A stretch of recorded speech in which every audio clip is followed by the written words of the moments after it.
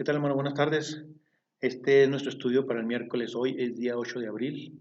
Estamos estudiando el libro de Números, así es que hoy aprendemos el Números capítulo 21, versículos del 4 al 9. Al final mandaré mensajes de texto por WhatsApp para explicar las peticiones de oración que tenemos para el día de hoy. Hay muchas razones para orar. Pero hermano, estamos estudiando este libro maravilloso y hoy nos toca un pasaje muy interesante. En Números capítulo 21, versículos del 4 al 9. Déjenme los leo para que vayamos poniéndonos en contexto. La serpiente de bronce tiene como título: Después partieron del monte de Or, camino del Mar Rojo, para rodear la tierra de Edom, y se desanimó el pueblo por el camino. Y habló el pueblo contra Dios y contra Moisés: ¿Por qué nos hiciste subir de Egipto para que muramos en este desierto? Pues no hay pan ni agua, y nuestra alma tiene fastidio de este pan tan liviano, refiriéndose al maná. Y Jehová envió entre el pueblo serpientes ardientes que mordían al pueblo, y murió mucho pueblo de Israel. Entonces el pueblo vino a Moisés y dijo: Hemos pecado por haber hablado contra Moisés y contra ti. Ruega a Jehová que quite de nosotros estas serpientes. Y Moisés oró por el pueblo. Y Jehová dijo a Moisés: Hazte una serpiente ardiente y ponla sobre un asta, y cualquiera que fuere mordido y mirare a ella vivirá. Y Moisés hizo una serpiente de bronce y la puso sobre un asta, y cuando alguna serpiente mordía a alguno, miraba a la serpiente de bronce y vivía. Es un pasaje con una gran enseñanza, porque es un tipo, es una sombra de Jesús en la cruz. Todo el que voltea a ver a Jesús en la cruz vivirá. Y en el caso de aquí es una serpiente. El título para hoy es Vida por una mirada, vida por voltear a mirar.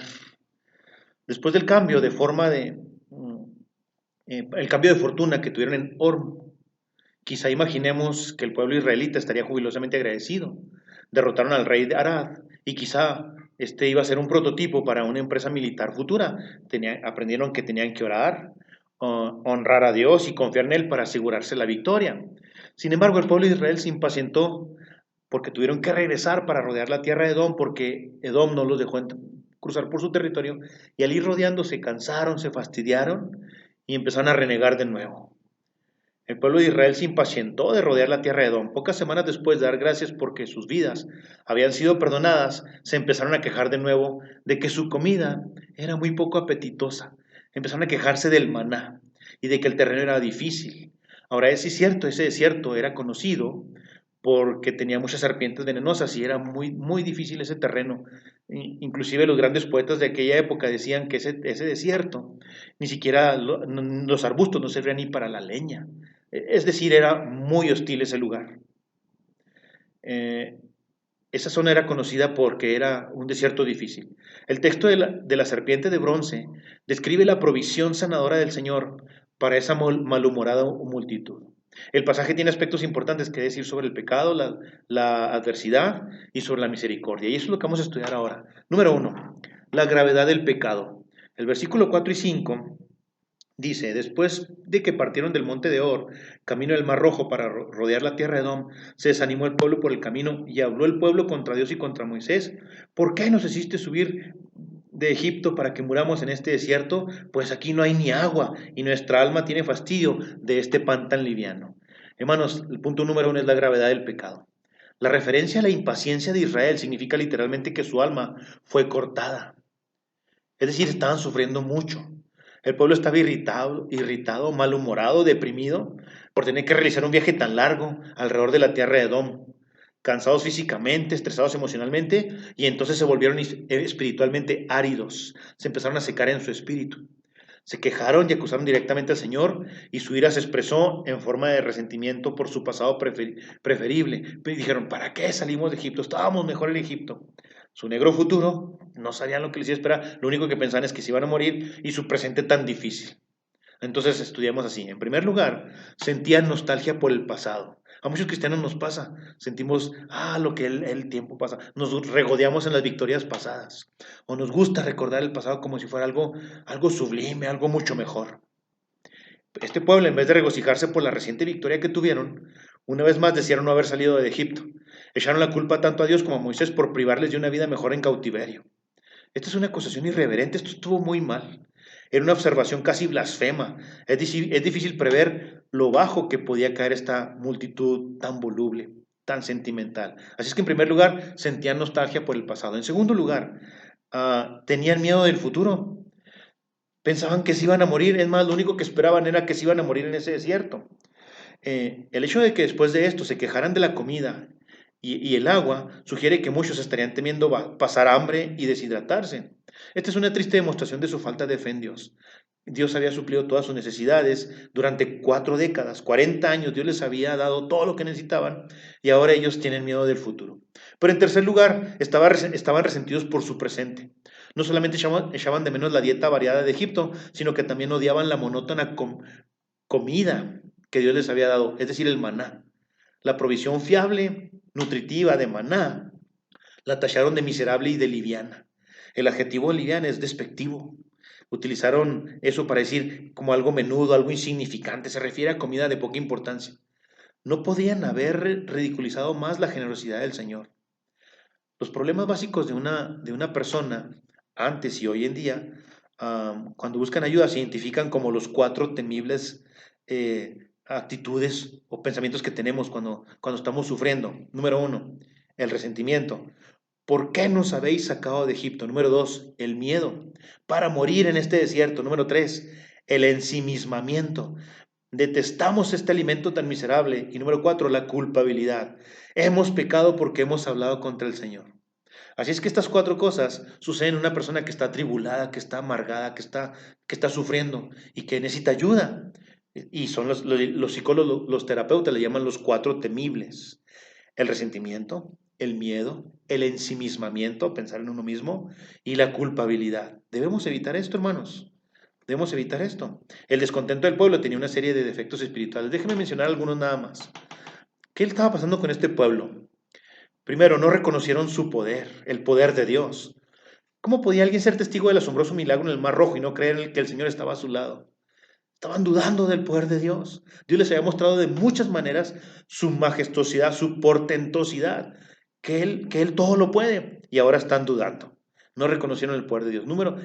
Siguiente punto, no apreciaron su generosidad. Desde la liberación dramática de la tiranía de sus opresores, es decir, de Egipto, el Señor les había dado a comer de este regalo caído del cielo durante 4 décadas. La ingratitud no tiene cabida entre creyentes. Son los paganos los que no dan gracia, no los cristianos. Los cristianos siempre tenemos que dar gracias. Así es que este pueblo de Israel no apreció la generosidad de Dios. Otra cosa, no reconocieron su misericordia, la misericordia de Dios. Dios les había dado de comer maná los días en los que menos se lo merecían. Y eso no como una recompensa por su fidelidad, ya que habían recibido el maná durante el tiempo de rebelión y apostasía. Además, en el tiempo de que no se lo merecían. Ellos no eran agradecidos entonces, no reconocieron la misericordia de Dios. Otro punto, no aceptaron su soberanía. No aceptaron la soberanía de Dios. Aún les irritaba que la generación mayor no vería la tierra prometida, pero no mejorarían las cosas murmurando continuamente. El Señor no les estaba impidiendo entrar en Canaán por venganza, sino para preparar una mejor comunidad. No aceptaron el plan de Dios y estaban renegando contra Dios. Otro punto es que no confiaron en la palabra de Dios. A la comunidad del desierto se le daba mejor enumerar sus penas que contar sus bendiciones. El Señor había prometido suplir sus necesidades y no debían olvidar su fidelidad. No deberían despreciar su cuidado, el cuidado de Dios, y no deberían de negar su providencia. Así que todo esto, hermanos, es parte del punto número 1, la gravedad del pecado. Es grave, hermanos, el pecado en nuestras vidas. Si dejamos que el pecado se vaya haciendo una varaña en nosotros y el pecado deliberadamente lo vamos haciendo, normalizando, lo vamos haciendo parte de nuestra vida, hay consecuencias. Este pueblo no entendía eso. Era un pueblo rebelde, era un pueblo enojón, un pueblo quejoso. Y entonces era pecado estar así contra Dios. Hermanos, pues debemos evitar eso. Seamos un pueblo agradecido, los cristianos somos agradecidos. Pero hay un segundo punto de enseñanza en este pasaje. Lo bueno de la adversidad. Hay cosas buenas en medio de los problemas. Hay cosas buenas en las adversidades. El versículo 6 y 7 dice así: Y Jehová envió entre el pueblo serpientes ardientes que mordían al pueblo, y murió mucho pueblo de Israel. Entonces el pueblo vino a Moisés y dijo: Hemos pecado por haber hablado contra Moisés y contra ti. Ruega a Jehová que quite de nosotros estas serpientes. Y Moisés oró por el pueblo. Algunas personas pretenden o aprenden a soportar pruebas insignificantes solamente al enfrentar problemas mayores. Es decir, cuando enfrentamos cosas grandes o graves, Eso nos prepara para enfrentar las situaciones pequeñas o sencillas de la vida. Aquí en este punto, el Señor envió serpientes abrasadoras entre el pueblo y mordieron al pueblo y mucha gente de Israel murió. En la vida humana, la adversidad no suele estar sola, normalmente viene acompañada por una comprensión de que no siempre se percibe en tiempos mejores. Algo de esto se aprecia en esta historia tan dramática. En primer lugar, los amigos se apoyan unos a otros. Cuando el pueblo comenzó a morir, fueron con Moisés. Necesitaban a un amigo que intercediera por ellos, se acordaron de Moisés y ahí van con él. Hermanos, en los momentos difíciles los amigos se apoyan unos a otros. Si es que hay algo bueno en medio de toda la adversidad, ¿qué? Pues que tenemos amigos o reconocemos nuestros amigos y buscamos ayuda de otros. Cuando pasamos por experiencias difíciles, necesitamos amigos confiables y esos amigos confiables son un alivio inmenso. En segundo lugar, el pecado es destructivo. Estaban descontentos, por eso acusaron a Dios y hablaron agresivamente en contra de Moisés. Lo mejor para combatir la rebeldía es un problema inesperado o algo que se escapa de nuestro control. La adversidad nos permite que los que estamos sufriendo distingamos entre lo trivial y lo crucial. Cuando estamos pasando problemas verdaderos, fuertes, aprendemos a distinguir entre lo que es importante y lo que es superficial, lo marginal y lo central. Las mordeduras letales de las serpientes abrasadoras serían más persuasivas que toda la elocuencia de los líderes de Israel. Así es que Dios no les mandó un profeta, no les mandó un mensaje, les mandó serpientes para que se convencieran de que ellos necesitaban acudir a Dios, necesitaban confiar en Dios. Allí en sus camas, agitados por la fiebre y sintiendo que la vida se les escapaba de las manos, no les pareció difícil decir, hemos pecado contra Dios. Entonces funcionó la estrategia de Dios de enviarles serpientes. Así es que entendamos, el pecado es destructivo, nos destruye. Y en tercer lugar, hermanos, la oración es crucial. Habían estado arrojando a Dios sus incesantes quejas y tenían que ser representados ante su trono por alguien que pudiera acercarse al Señor por ellos. Así es que el líder difamado, Moisés, se convirtió en el intercesor que necesitaban con urgencia. La adversidad filtra nuestras prioridades. Ya no estaban interesados en provisiones culinarias, ya no estaban preocupados por el maná ni por la comida. Ahora le rogaron a Moisés que intercediera ante Dios por ellos y, y que ore por ellos. Nuestro mundo necesita urgentemente intercesores informados, seamos esos. Así es que, en tercer lugar, la oración es crucial en este punto. Este punto, hermanos, es lo bueno de la adversidad. En la adversidad, de los problemas, en las circunstancias difíciles, hay cosas muy buenas. Debemos de aprender de los problemas, de las dificultades. A través de ellas, Dios hace que crezcamos y que maduremos espiritualmente. Pero en tercer lugar, la tercera enseñanza de este pasaje es, y seguramente es la más importante, hay un milagro de misericordia, hermanos. El milagro de la misericordia, versículos 8 y 9. Y Jehová dijo a Moisés, hazte una serpiente ardiente y ponla sobre un asta y cualquiera que fuere mordido y mirare a ella vivirá. Y Moisés hizo una serpiente de bronce y la puso sobre un asta, y cuando alguna serpiente mordía a alguno, miraba a la serpiente de bronce y vivía. Los viajeros estaban rodeados de gente moribunda y no podían hacer nada. Imagínense tanta gente morir. Eran miles de personas mordidas por serpientes y muriendo una tras otra, tras otra, tras otra. Nada que ver con la pandemia que estamos viendo ahora. Aquí había miles de muertes diarias. Y no sabían qué hacer con tanto cadáver. Am, entonces van con Moisés y le dicen, por favor, intercede por nosotros. Moisés ora a Dios. Moisés intercedió por el pueblo y Dios contestó la oración. Y Dios le da una respuesta. Le dice, hazte una serpiente abrasadora y ponla sobre un asta. Y acontecerá que cuando todos sean mordidos y miren esa serpiente, vivirán. Esta descripción de lo que debía ser las personas moribundas en medio de su dolor muestra una dimensión crucial de la misericordia divina. Y hermanos, si es un tipo y es una sombra y es un cuadro, así como cuando Jesús se encontró con Nicodemo en Juan capítulo 3, le recuerda esta historia de Números capítulo 21. Y le dice Jesús a Nicodemo, le dice, y como Moisés levantó la serpiente en el desierto, para que todo aquel que voltee y la mire viva, así también el Hijo del Hombre será levantado, para que todo aquel que voltee y lo mire viva. Así es que este pasaje es una sombra, es un tipo, es un cuadro de lo que iba a pasar con Jesús, y eso es lo que lo hace lo más maravilloso del pasaje. Y encontramos entonces un milagro de misericordia en este pasaje.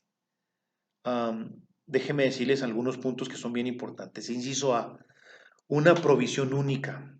Hablando de la salvación, como es un cuadro, Esa serpiente en el desierto es un cuadro de Jesús en la cruz, y que Jesús en la cruz nos ofrece la salvación, y esa serpiente les ofrecía la salvación a todos los que la miraran. Hermanos, hablemos unas cosas con respecto a la salvación. Inciso A, la salvación es una provisión única. Dios actuó con misericordia, con poder y con sabiduría. En primer lugar, este milagro en el desierto era una prueba de la misericordia de Dios. Quien sanaba a las personas no era la serpiente, la imagen esa de la serpiente, era el Señor, que había planeado su liberación. A través de los siglos las personas siempre han sentido la tentación de darle importancia a los símbolos en lugar de glorificar al Señor. De hecho, eso pasó con el pueblo más adelante. En segundo lugar, este milagro del desierto era una expresión del poder de Dios. Esta fue la última vez que los viajeros, que el pueblo de Israel, se sintieron nostálgicos por lo que había en Egipto. A partir de aquí ya no volvieron a decir, nos acordamos de Egipto, lo que teníamos allá. El hecho de que el Señor utilizara un asta y una serpiente enfatiza la impotencia de los recursos humanos. La impotencia de Jehová y de nadie más fue la que lo salvó. Solo Él puede proteger y sanar al pueblo. Es el poder de Dios el que sana al pueblo. En tercer lugar, el milagro del desierto era un ejemplo de la sabiduría de Dios. Este aparente absurdo era la mejor forma de evidenciar la gracia de Dios. Es algo bien fuerte porque la serpiente es un símbolo pagano a Egipto. En Egipto adoraban la imagen de la serpiente, pero peor, es un símbolo de Satanás, es un símbolo del pecado. ¿Cómo es que volteando a ver esa imagen de la serpiente iban a vivir? Porque es un cuadro de Jesús.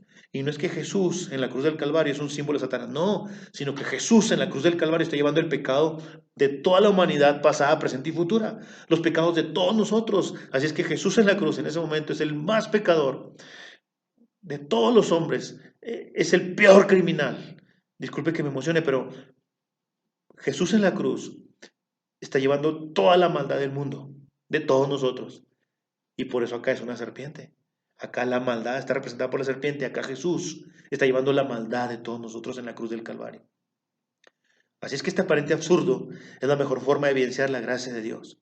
Si Dios simplemente hubiera quitado las serpientes, pues hubieran dicho, nos sanamos porque las serpientes se fueron de forma natural. O si Dios les hubiera dicho que se echaron una pomada, un ungüento, algo, le hubieran atribuido la salvación a la pomada o al ungüento.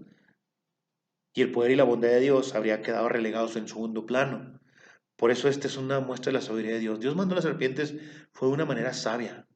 Así es que esta representación de la salvación en el desierto, hermanos, es una provisión única. Inciso B, es una salvación completamente inmerecida.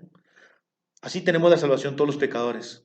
La víctima no se salvan por su devoción religiosa, por logros morales o por excelencia espiritual. Ese pueblo era rebelde, culpables de impaciencia, de ira, de incredulidad, de rebelión, de crítica, resentimiento, ingratitud. Habían insultado públicamente a Dios, que les había bendecido y había criticado a Moisés. Sin embargo, aquí estaba el Señor ofreciendo una vía de escape. Esta historia gráfica es una parábola incomparable de la maravillosa gracia de Dios. Dios nos ofrece su don de salvación a rebeldes que no lo merecemos, que hemos despreciado sus regalos, que hemos rechazado su misericordia, que hemos despreciado su palabra y que hemos difamado su nombre. Sin embargo, nos ofrece la salvación a todos los que volteemos y le miremos, a todos los que creamos en Él. Así es que el inciso B es una salvación completamente inmerecida. No lo merecíamos, pero Dios así lo planeó. Inciso C, es una salvación urgentemente necesaria. El letal veneno de las serpientes estaba acabando con ellos. Iban a morir dentro de unas pocas horas. No era momento para reflexionar ni para filosofar. No era momento para postergar o para debatir. Si querían vivir, debían mirar y hacerlo sin tardar un instante. Tenían que voltear a mirar la serpiente de bronce que estaba sobre esa asta. Los peregrinos angustiados que miraron en medio de su enfermedad no solamente fueron sanados, sino que también escaparon de la condenación de la incredulidad. La imagen de la serpiente de bronce tiene un contexto innegable de juicio en el cuarto evangelio. El que mire a Cristo no se perderá y no es condenado, pero la ira de Dios permanece sobre aquellos incrédulos que rechazan al Hijo de Dios, es decir, a Jesucristo. Así es que la salvación es urgentemente necesaria. Todos los seres humanos necesitan ser salvos urgentemente. Venid ahora, dice Jehová, y estemos a cuentas. Es más, la Biblia dice que hoy es el día de salvación. Es una urgentemente necesaria. Inciso D, es una salvación buscada de todo corazón. En medio de los graves problemas, el pueblo mostró un cambio de actitud con dos elementos, el arrepentimiento y la confesión de pecados. El arrepentimiento es literalmente un cambio de actitud. A causa de este desastre letal, modificaron su actitud hacia Dios y la vida y su actitud hacia la comida y su actitud hacia la vida. Así es que tuvieron que buscar a Dios de todo su corazón. La salvación es eso, hermanos. Busquemos a Dios de todo nuestro corazón. Inciso E. La salvación se da a través, fueron intercedidos por gracia. Cuando el pueblo se arrepintió, Moisés intercedió por gracia, no porque el pueblo lo mereciera, ni siquiera porque lo pidió. El líder había sido atacado y se convirtió en el mediador compasivo. Los rebeldes habían hablado tan agresivamente contra Dios que sintieron la necesidad de un mediador. El Señor, que se había entristecido por las palabras del rechazo por parte de la multitud, escuchó la petición que hizo Moisés de todo corazón para que fueran salvados. Los cristianos se regocijan porque tenemos un mediador sumamente mayor que Moisés, Jesús. Así es que para ser salvos necesitamos un intercesor de gracia, un intercesor por gracia. En el caso de ellos fue Moisés, en el caso de nosotros es Jesús. Jesús intercedió por nosotros ante el Padre y vino y entregó su vida por nosotros. Inciso F, es una salvación garantizada por Dios. Dios respondió a la oración de Moisés, hablando. El milagro se inició, se llevó a cabo y se refrendó por la palabra única de Dios. El Señor ofreció al pueblo de Israel una garantía verbal y una garantía visual de su poder salvador con palabras y señales. Escucharon su promesa y se les ordenó que construyeran una serpiente de bronce, una señal exterior de su liberación misericordiosa. Dios declaró que si miraban, serían sanados. Ellos tenían que cumplir su parte, por supuesto, voltear, confiar en Dios y voltear a ver esa serpiente de bronce. La salvación de todos los creyentes depende de la palabra salvadora de Dios. Entonces la salvación es garantizada por Dios, no es garantizada por nadie más, solo por Dios. Inciso G, es una salvación disponible para todo el mundo. No hay trato preferente. Todos los que fueran mordidos por serpientes y voltearan a ver la serpiente de bronce en el asta, vivirían. No importa si eran sacerdotes, príncipes, pueblo, campesinos, artesanos, no importa. Es una salvación disponible para todo el mundo. Cuando Jesús platicó esta historia con Nicodemo, le aseguró que, le dijo, para que todo aquel que en él cree, esa palabra todo incluye a todos. Este regalo inmerecido de vida eterna es para todo aquel que cree, sin excepciones. Los que son excluidos son los que deciden no volverse hacia Cristo, que salva. Inciso H, es una salvación destinada personalmente. Todos podían mirar, pero no todos lo hicieron. Lamentablemente, lo único que hacía falta era una mirada que creyera y la sanación estaba asegurada. No se requería nada más, no se podía hacer de otra manera. Así es el Evangelio. Y esa simplicidad del Evangelio hace que algunos lo rechacen, lo desprecien, lo minimicen.